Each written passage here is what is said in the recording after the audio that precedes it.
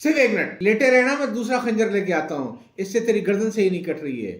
یہ جملہ ادا کیا تھا ہلاکو خان کے سپاہی نے بغداد کی گلی میں، جب وہ مسلمانوں کا قتل عام کرتا پھر رہا تھا، اور وہ مسلمان سکتے کے عالم میں لیٹا رہا کہ کب وہ سپاہی نیا خنجر لے کے آئے گا اور میری گردن اڑائے گا۔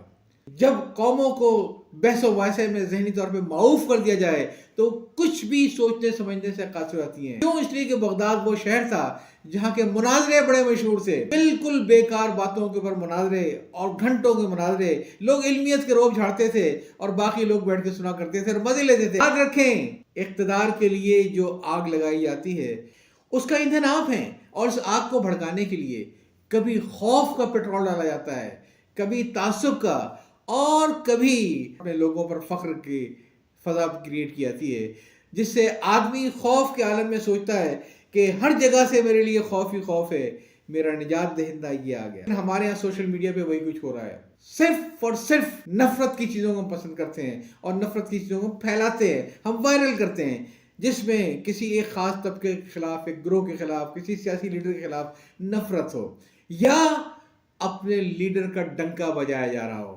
ذرا سوچیں کہیں ہمارے بھی ذہن معوف تو نہیں ہو رہے ہیں۔ زندگی بڑی مختصر ہے، اس قسم کی فالتو بحثوں میں اپنے آپ کو نہ الجھائیں، چھوڑ دیا کریں ان کو۔